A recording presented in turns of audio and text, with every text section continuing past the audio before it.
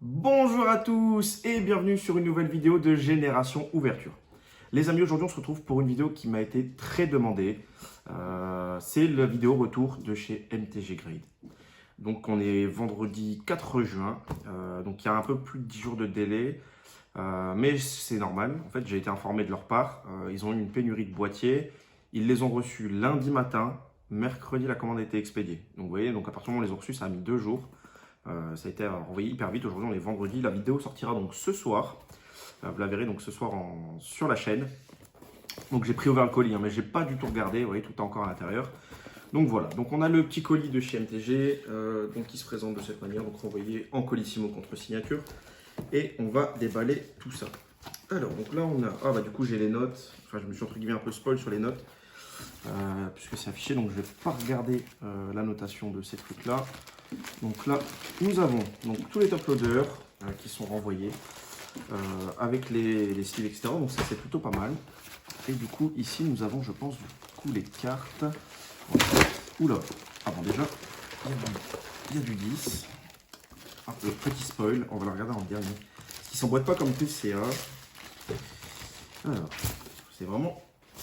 C'est glissant. Parce qu'en fait, tout est en sachet séparé pour pas abîmer les boîtiers. Donc ça, j'en ai plus besoin.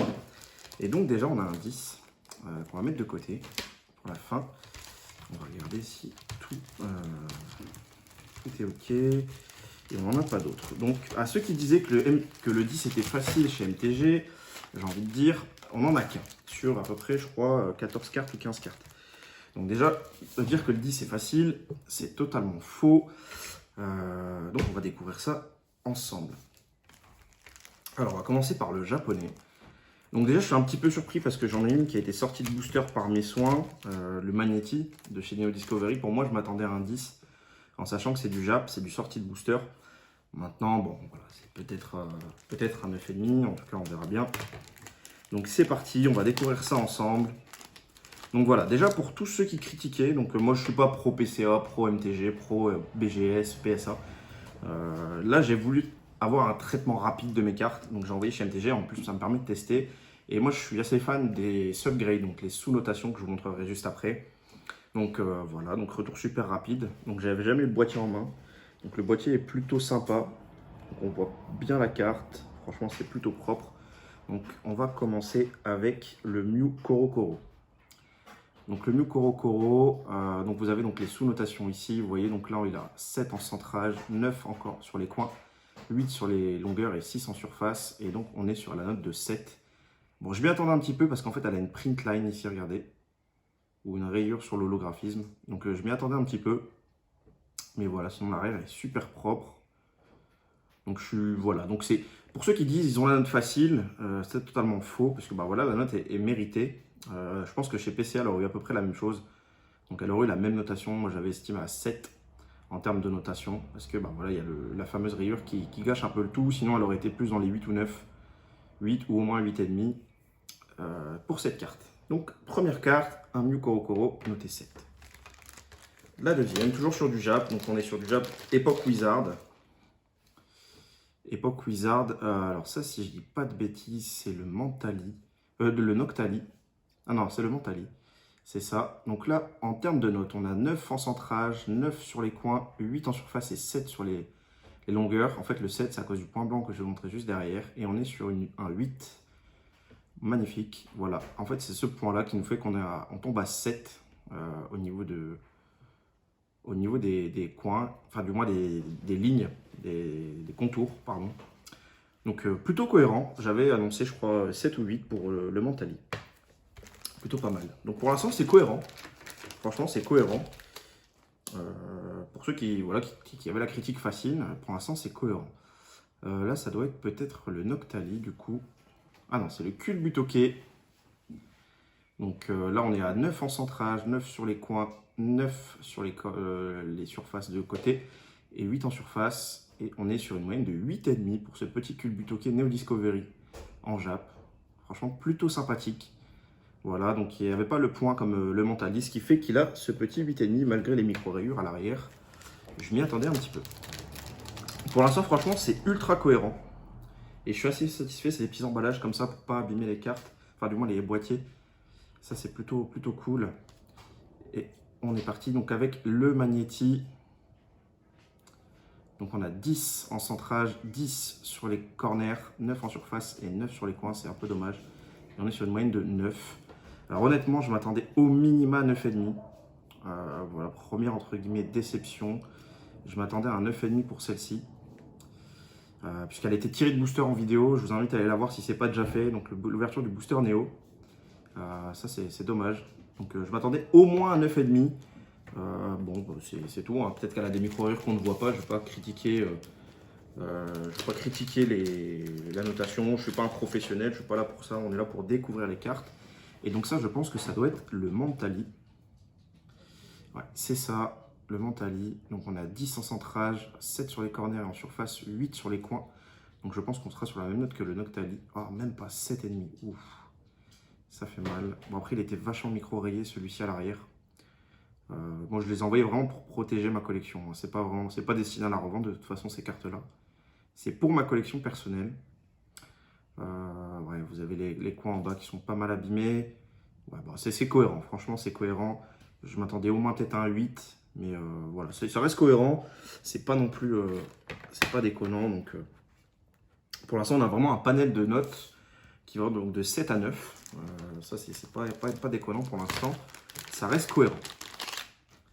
Donc là, on est parti avec la première carte européenne et c'est le Lansorien V de la promotionnelle de Destinée Radieuse. Donc avec, je pense qu'on va avoir 9. Donc je l'avais annoncé à cause de, voilà, en fait, le bas ici, vous voyez, tous les points abîmés.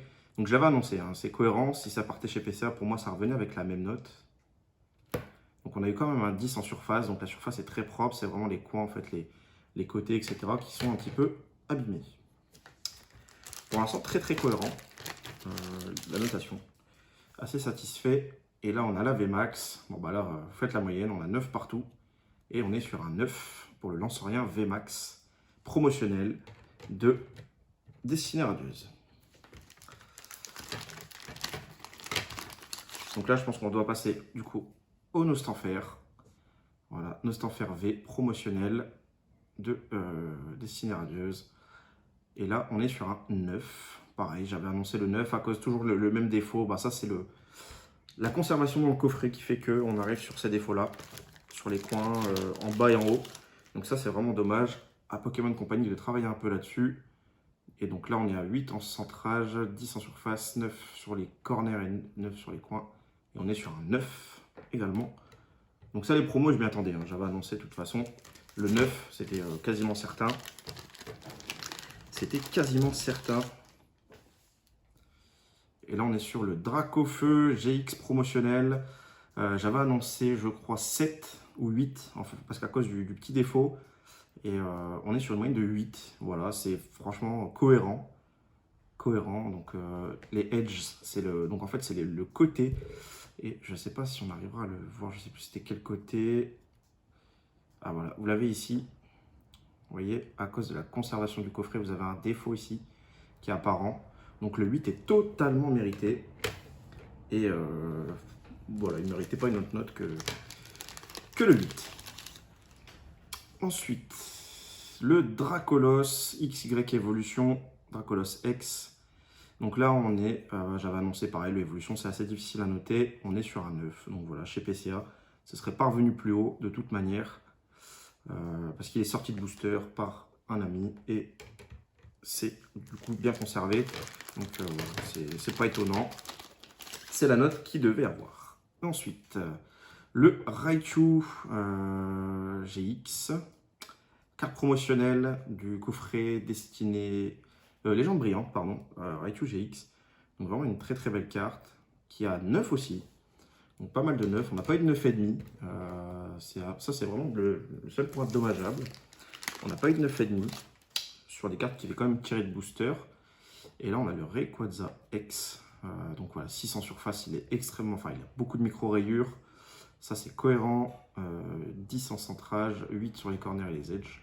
Et on est à 7,5 de moyenne. Donc ça, je m'y attendais totalement pour le Rayquaza X US. Mais voilà, ça reste cohérent. Et on va passer du coup à la dernière carte, le 10 de cette ouverture. Et j'ai oublié quelle carte c'était. Oh, c'est la promotionnelle Evoli VMAX qui est revenue 10 de chez MTG avec le label du coup doré.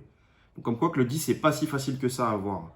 Honnêtement, c'est pas si facile. Il y avait des très belles cartes sorties de booster par mes soins qui sont revenues à 9.